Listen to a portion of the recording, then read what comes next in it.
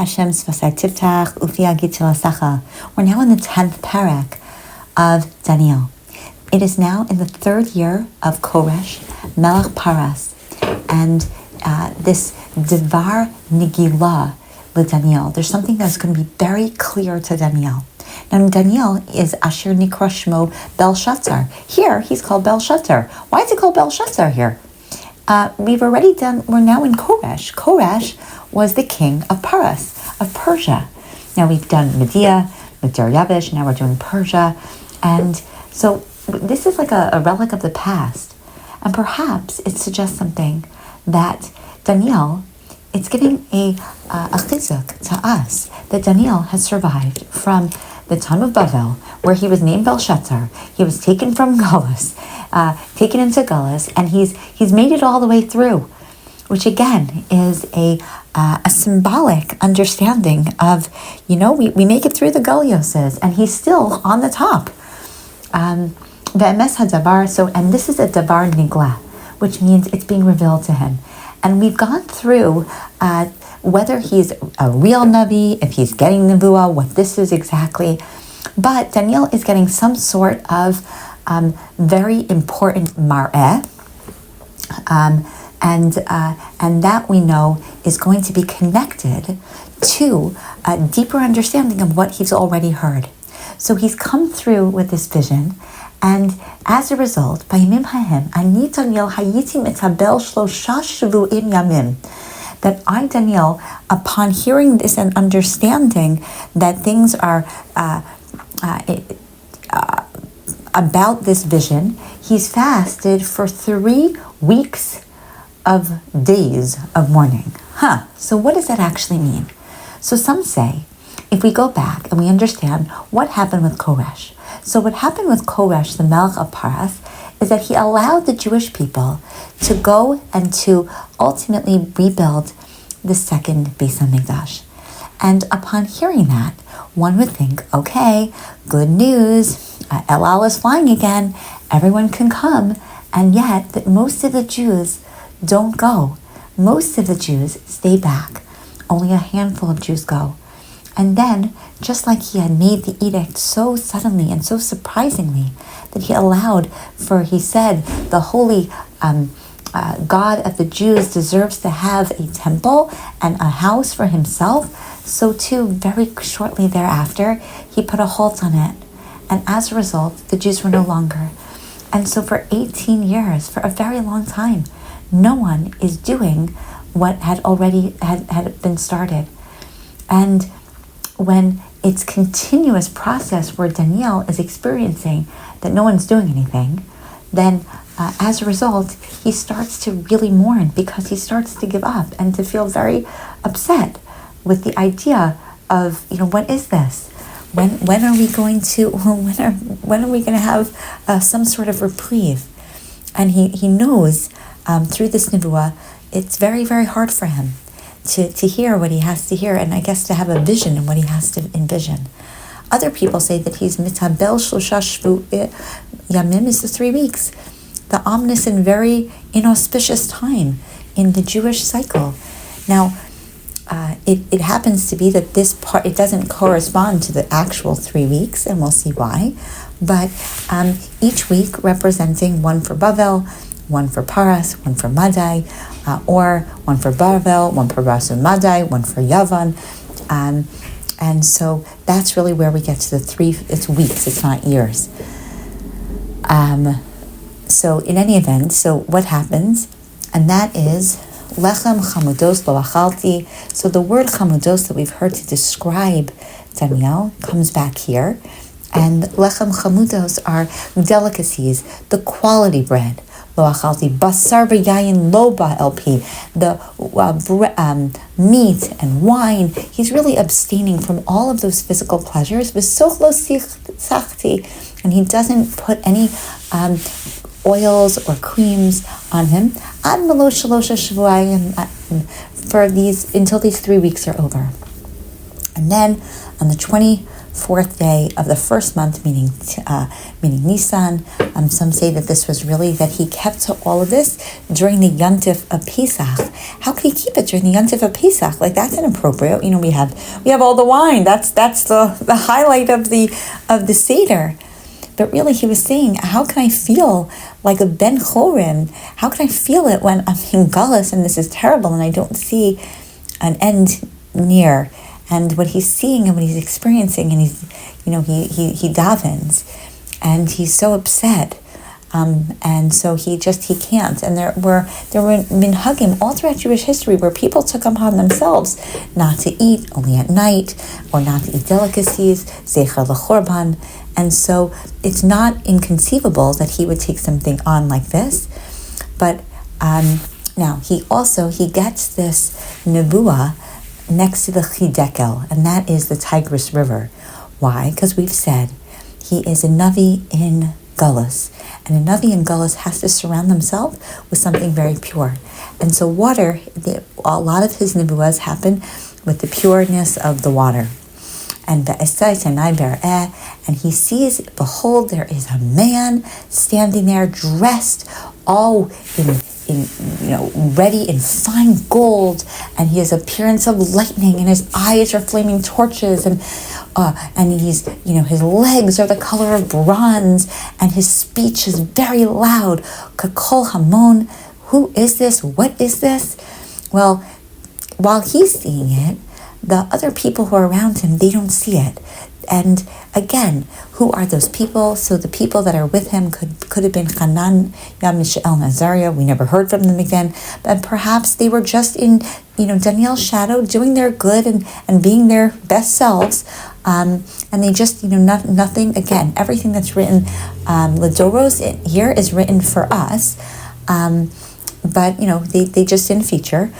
Or it could have been Chagai, Zachariah, and Malachi, the last of the Nevi'im, who, that would have made a lot of sense, because again, is he a Navi? Is he not a Navi? We have a lot of comments on that. But ultimately, they go into this hiding. They have a feeling that something great is there, but they can't see it, and they get very afraid and they flee. And he's left all alone to see this, and it drains his strength, and he can't summon up any strength.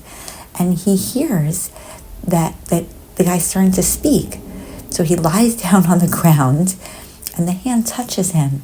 Hine yad nigabi b'tanini al barkai b'kapos yadai. And it shakes him onto his hands and his knees. And ultimately, he says, Daniel, ish chamudos, again, the chamudos, you precious, precious man. Listen to what I'm saying you. I've been sent here to tell you something. And Daniel, both through anava, through modesty, and also through absolutely awe, he gets up and he says, he's trembling. And again, the man says, no, al tira Daniel, ki min hayom harishon asher natzata libecha lahavinu lisanos lefanai elokecha nishmeu dvarecha va'ani bati b'dvarecha.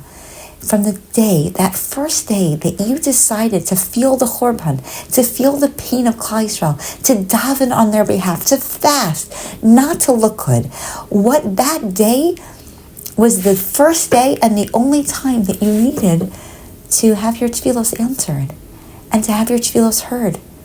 And it is because va'ani bati b'dvarecha, because of your davening.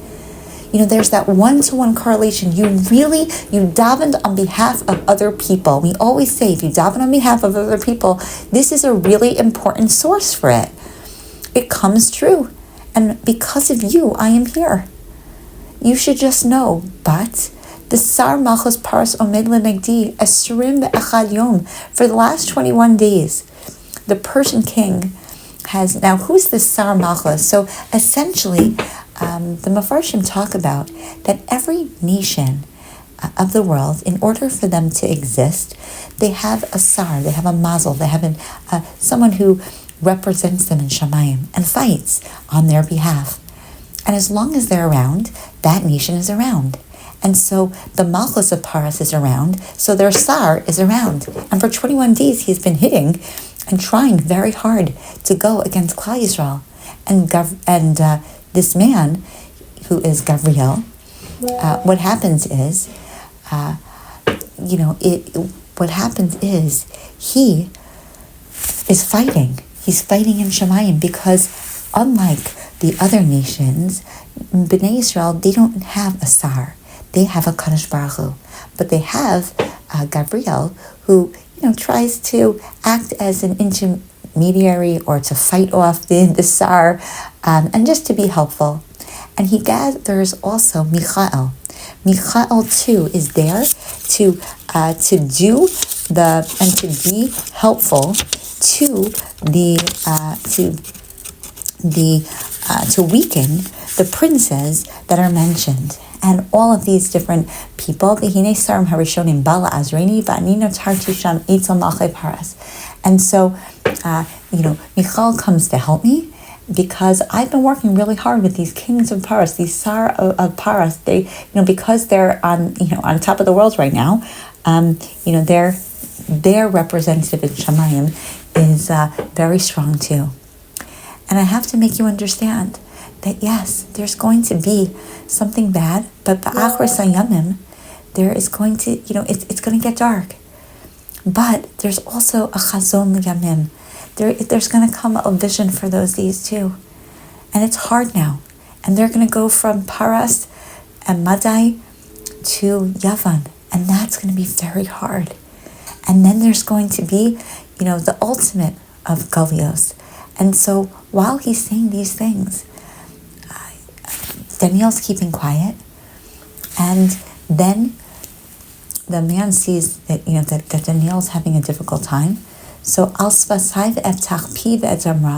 so he touches my lips so that I'm able to speak.